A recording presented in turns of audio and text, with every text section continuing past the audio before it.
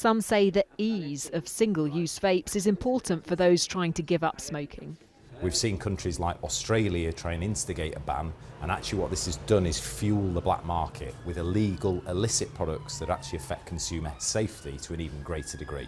The government insists it'll stamp out any black market, and smokers trying to quit will still get access to refillable vapes. But this is a government that encouraged the use of vapes to get people to give up smoking. If those products are banned, as I say, we applaud the efforts because we are appalled of the access from rogue traders through this product set. But come to a specialist, reputable retailer and you'll have a plethora of simple devices that people can transition to, and the key thing there is to enable them to be simple, that smokers can access them in the same simple way that they can access combustible cigarettes. The real concern here is that, yes, how do we ensure that the safety of these products only goes into the hands of adult smokers? But the concern around a ban, if that border enforcement or local trading standards money doesn't get to the right place, is this would really revert many smokers back to that killer, which is combustible cigarettes. I wonder if I can just ask, very specifically on the ban on disposable vapes, is that a good idea? Well, in isolation, you could ordinarily say that a ban is a good thing because of this appalling access that youths have had to these products. But the key is to understand the drivers of that, and that is the illicit market and the rogue traders that don't adhere by the regulation that already exists. So the key here is the greater funds that are being placed to enforcement agencies that are also in the bill that's been announced as well. Because otherwise, if you're aware of the Australian position, they put a ban in place. And what actually took place is it actually drove a little boy into the black market that is exactly the area that's been flouting the existing regulation, let alone new regulation that the government is suggesting today. So you, just to be clear, you would prefer for disposable vapes not to be banned, but for there to be greater enforcement of the current rules around not selling to under 18s in and around vape shops? Correct. That would be a great start. But to your point, if the ban comes into effect and we recognise the appalling access that users have had to these products, then it must be joined up with more resources to trading standards. Yeah, and the fact that you can go into any high street vape shop and buy illegal vapes anyway as it stands suggests that it could be they just carry on selling them regardless, disposables. Yeah, and what you'll find is the reputable sector, and there's many shops that have been trading for many, many years, putting in place the rigorous protocols around ensuring these don't get into the hands of youths, will do exactly the right thing as they always had. But the problem being, it's not them that are the issue. It's the road traders that aren't adhering by existing legislation, let alone the new announcements, that are the key area that we've got to tackle. I have a 15-year-old daughter. I can categorically tell you it is a popular product among children. Does that give you pause at all? Absolutely. I mean, we're absolutely appalled about the fact that children have got access to these products. But the key is there's regulation that exists today to stop that. And it's the reputable retailers that work tirelessly to ensure they don't get into the hands of youths. So the fact that the product per se is not the issue, albeit I recognise a number of manufacturers that we've actually launched a code of conduct to eradicate any of these emotional flavour descriptors and ensure that actually the popular flavours that smokers need as part of their successful quit attempts are available. But you're absolutely right. Existing regulation, let alone this ban, should not put these products into the hands of youths. And that's where reputable retailers need to adhere to their obligations. So you don't feel guilt about your industry at all? I've worked in many industries across my 25-year career, and actually I've never felt as purposed as when you listen to a smoker that's been transformed through actually finding vaping and then potentially stopping vaping. There's nothing more pleasing than having played a part in that. Would you work for a tobacco company? I wouldn't. Because you think it's immoral? Yeah, I do, yeah. But vaping isn't. Mark, it's a really interesting perspective, and I know people have very strong views on it, but you can live with this disposable ban then. You think your industry, your part of the industry can cope with disposable vapes being banned? As long as the resources are put behind the fact to enforce it. Otherwise, I could walk up a high street with you today in your local area and see these products that are illegal and illicit in shop windows, and it's key that we eradicate these rogue traders today and never mind a ban in the future. Marcus Saxon, good to speak to you. Thank you for joining us. Thanks. He is the chairman of the... What about the look of these products as well? I mean, they look like sweets. They're meant to look like sweets, aren't they? I mean, colourful, packaged like sweets. Yeah, some of them, and often when you cite these products, you'll see that is the illegal and illicit part of the market. You will never find a reputable business putting cartoon characters or overly enticing product packaging together, and many of those are the illegal market today. Yes, they want to present them professionally. This needs to be the smoking cessation tool that it's set out to, and packaging needs professional, but certainly there's no place for overly enticing using of the attractive packaging that you described, which never would be used by a reputable manufacturer. What about the situation we see with regular tobacco now, hidden away behind in a cupboard, sliding door, that they're not on display? Can you see a point where that will happen with vapes? I don't think it should be for many years. YouGov did a study earlier this year in January of nearly 3,000 adults. Only 2 in 10 of those adults could correctly cite that vaping is materially safer. We've got a really big job to do here to get back on the correct path that says that vaping is materially safer.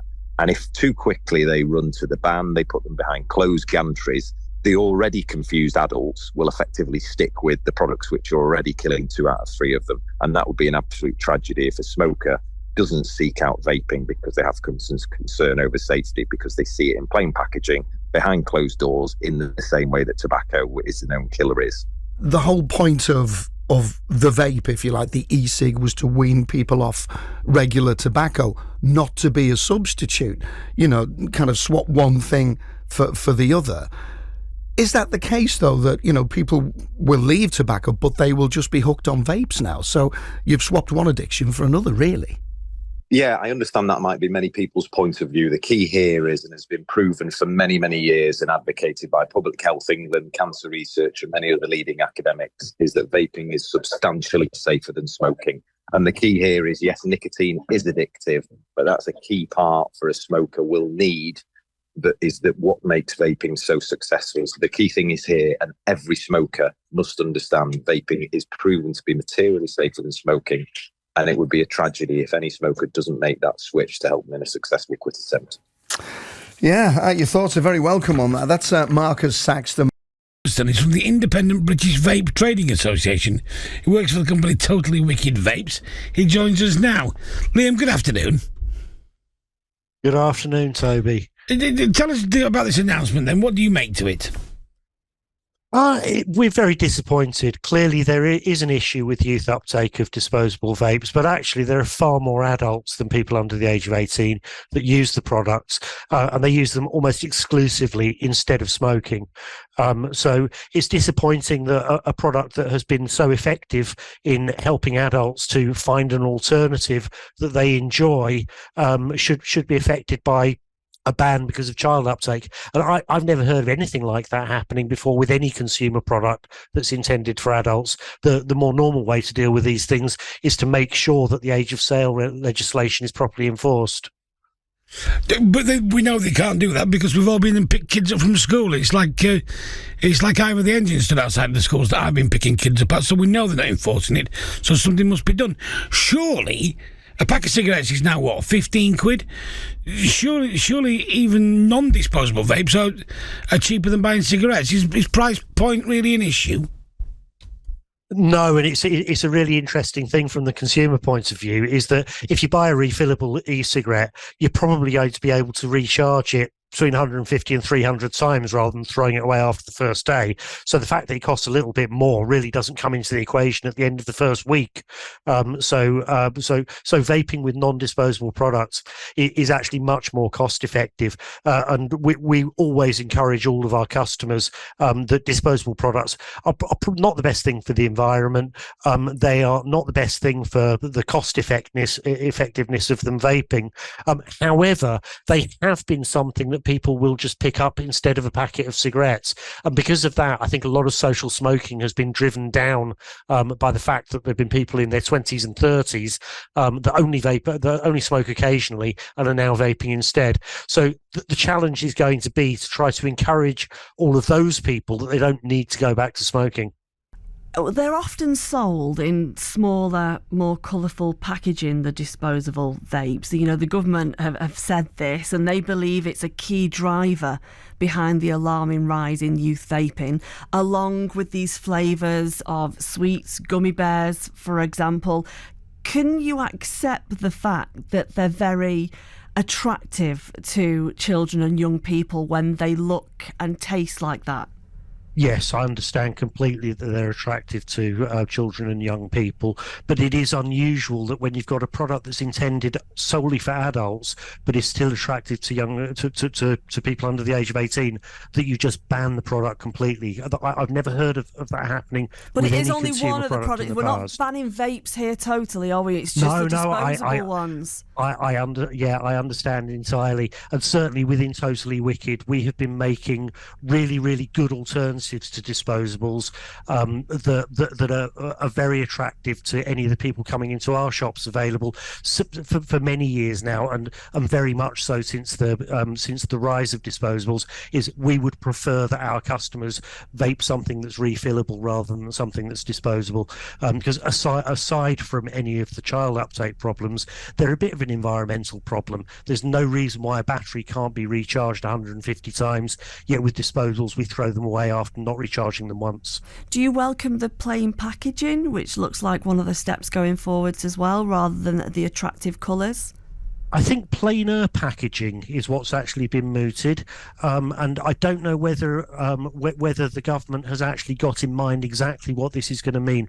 I certainly hope it won't be in the same way as tobacco products are in plain packaging, everything in drab olive colours, because I think that may well lead a lot of smokers to think, okay, well, vaping must be as harmful as smoking, and we've already got a problem that very few smokers are able to identify that vaping is very much safer than smoking.